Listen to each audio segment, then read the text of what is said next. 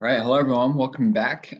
This video is a summary of the Desmos exploration that you should have done to start off lesson 2, transformations of functions. So if you have not done that exploration or did not see that video to help you get started with Desmos, please go ahead and go back and work on that now. Let's jump into it. Here what you can see at the top is a list of our 8 mother functions, the names and the equations. One thing that you need to continue to do throughout this unit is make sure that you're familiarizing yourself with these names, with their equations, and what they look like. That's really what this whole first unit is about. So one thing that exploration took a look at is what happens as we make changes to that mother function. And in the exploration, you only worked with absolute value and quadratic, but know that all those transformations that you discovered apply to every single one of our mother functions. And that's what you see here, is each mother function, and then the equation written in, we're going to call it HK form. So something that has some of these transformations. Now, one thing that the reason why we teach all 8 functions together is if you take a look at each equation, right, there's so many similarities to what they look like beyond just them having different operations to make them their specific function, right? So what I mean by that is the a value is almost always right after the equal sign, with the exception of the rational, right? That one's a little bit weird. We'll get into that a little bit later. The h value, always next to the x value, mostly inside parentheses or underneath the square root, right? So, and then the last, the k value, comes after what I would call the function operation or after the parentheses. So there's so many similarities to all 8 mother functions. So even though you did the exploration, which is absolute value and quadratic, you're going to see that this applies to every function. So let's go ahead and just summarize what each of these values does and know that it's the same for every function. All right, and then what we're going to do through the practice problems is I'm going to give you an equation and we're going to go ahead and describe what those transformations actually did compared to the mother function. So first value we're looking at is what is the h value due to our mother function? Well, I'm looking at this equation. I'm like, okay, what number or what letter is h next to? Well, it's always next to x.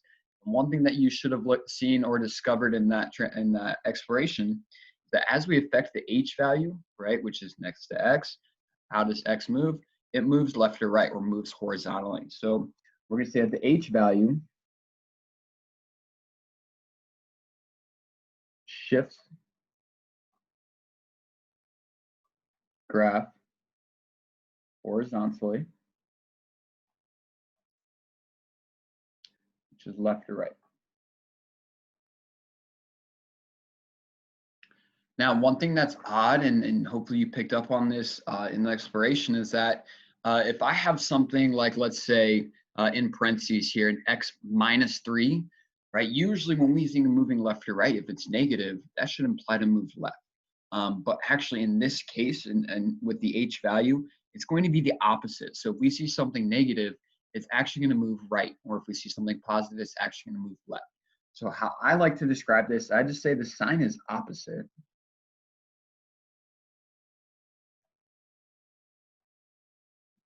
Meaning that negative is going to be right and positive is going to be left. That's the only h is the only value that has that opposite sign, but really important that we pick up on that because it's really easy to forget about it. Right, moving along to k value. This is what comes after the function operation or after the parentheses, and really it's just the opposite of what our h value does. So it's going to move our graph vertically or up or down. So the k value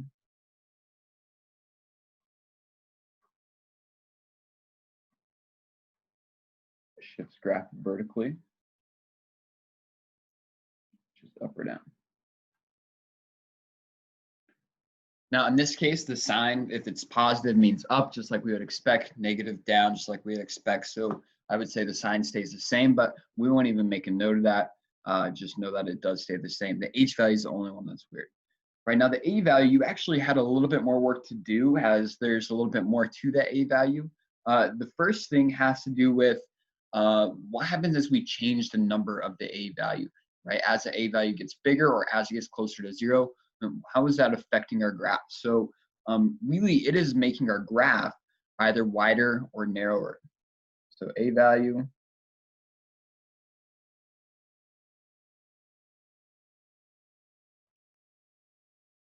makes graph wider or narrower.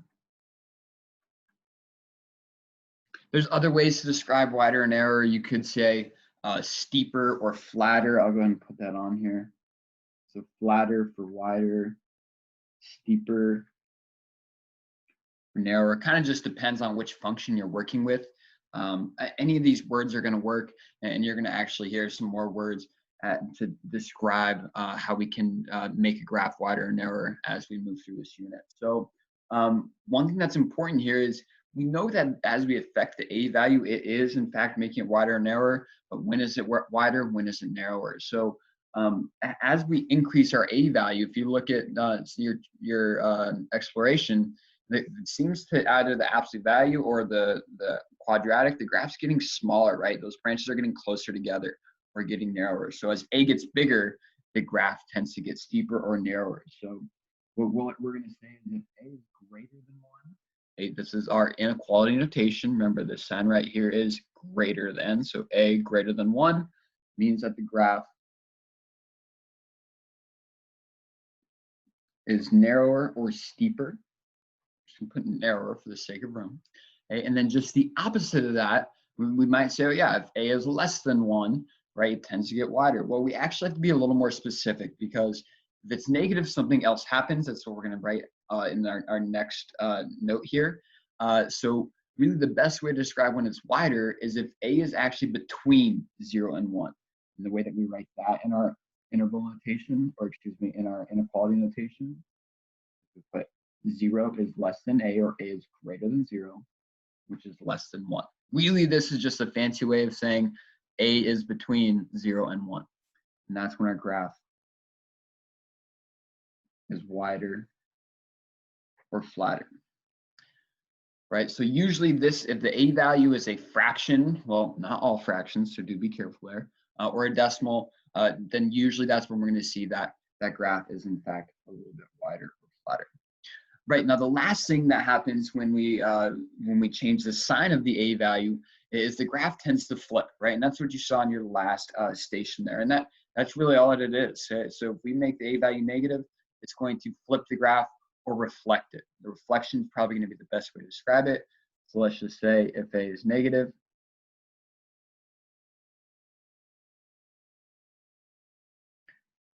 the graph is reflected. And that's it. Right? So with all of these values, we can describe any transformation for any given mother function. And that's what we're going to do next, is we're going to apply these transformations to a few examples. So let's go ahead and jump right into it.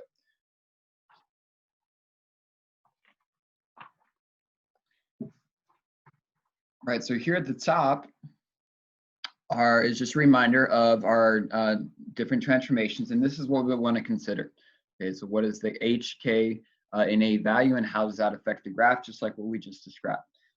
So our first example says, given y equals, this is the square root of x plus 3 minus 4, describe how this graph is translated or different from its mother function.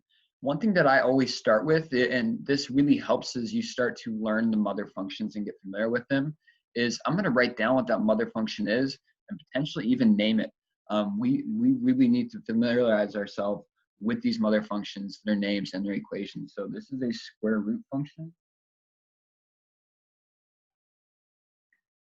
And the mother function itself is just the square root of x, right? Just super basic. Now, we have two different things that are different from the mother function, right? We have this 3 underneath the square root. Then we have that -4 that comes after. Now, this is our h and k value. Okay, I don't see any number in front, meaning a is just 1. It is unchanged. All right, so this 3, that's going to be our h value. We know that h shifts left to right, but we got to remember that the sign is opposite, right? So if I see x plus 3, even though usually positive would mean move right, we're going to actually move to the left. So this shifts graph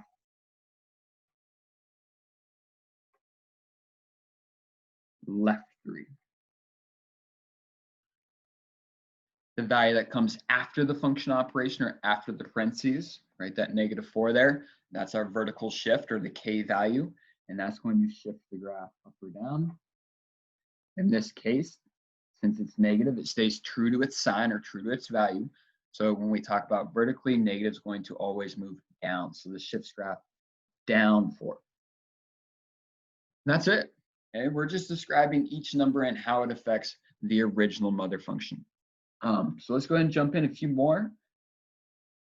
All of them tend to be a little bit the same. One thing that can be tricky is the rational, right? This is a rational function. We know that because x is in the bottom or in the denominator. So it tends to look a little bit different than the rest, but you're going to see everything is really still the same. So given y equals 1 divided by x plus 1 minus 5, describe how this graph is translated or different from its mother function. So this is a rational function, and its mother function is 1 over x. Okay, so one thing, the a value in the rational is up top of the fraction. They are both just 1, so just like our previous example, the a value is just going to be 1. It is unchanged. So we only have 2 transformations. I know that if I have a number next to the x, again, just think about how does x move? It moves left or right. So this is our h value. So if it's +1, we're going to always remember that sign change with our horizontal shift. So this shifts graph left 1. That -5 comes after our function operation. So that is our k value. So that is going to shift graph down 5. Once again, that is it. So every number that is changed from our mother function has some kind of transformation. All right, let's go ahead and do a few more. I'm not going to do every single one for you all, but I do want to point out some things about the a value, and then I'm going to leave some of the work for you all to finish either in your groups, on your own, or however that might be. So given y equals -x minus 6 cubed plus 7, right? Cubed, that should mean that this is our cubic function. So let's go ahead and look at what is different. So this time I see that there's a negative here, right? So that is our a value. That's the first thing we see after the equal sign. That's almost always where we're going to find that a value. And right, it's negative, but there's really a number there. It's 1. So the number itself it has not changed, only the sign. So if that sign is negative, we know that that is going to be a reflection.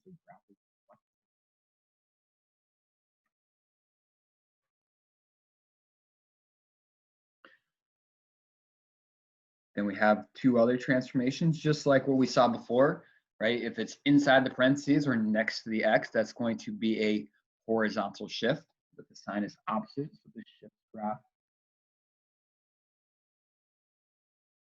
right 6. And the 7, which comes after the function operation, it shifts our graph up 7. Right, and again, that's it. Okay, just describe each number. So for the next, I'm just going to go ahead and point something out on the next 2 and let you all take it from there. Let's just identify the mother function. So for number 4, that is a absolute value. I'm just going to abbreviate it as AV, where the mother function is absolute value of x. I'll let you describe the h and k value, but I want to focus on what is this 3 doing? Right, that's our a value. This time it is bigger than 1, or even just bigger than what the a value of the mother function is. So if it's bigger, that means that our graph is narrower or steeper. Now we are going to graph these functions. So when you think about using, this is the slope with absolute value, right? Telling me to go up 3 and over 1.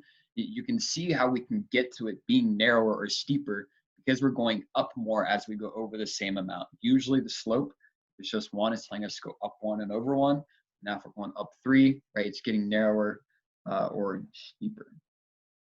And again, using any of these words will work. There's not one that's better or more descriptive than the other.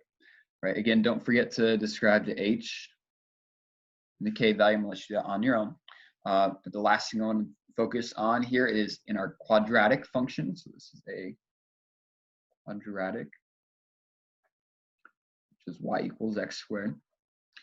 This a value, we see 2 different things, and we have to describe both of them. So the first thing I notice is it's negative.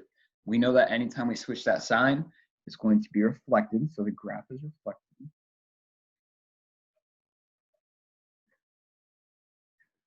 But now we're going to focus strictly on the number itself, and we don't even care about the sign. All the sign tells us is whether or not it is reflected or not. Okay, so now I'm going to hide it. You don't need to do the same, but we're going to ignore it and focus on what is the number itself, 1/2, right? Is that bigger than 1, or does it fall between 0 and 1? Obviously, 1/2 is in between 0 and 1. So in this case, we're going to say that A is actually, it's going to be wider. It's going to make our graph a little bit flatter. Because it falls in that range of being between 0 and 1. So the A value here causes the graph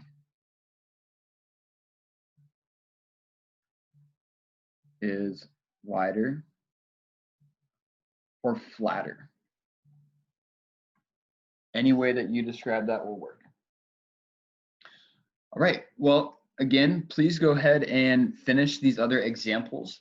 And then you've got a little bit of individual practice to do beyond this. And then you're all done with lesson number 2. Have a great day.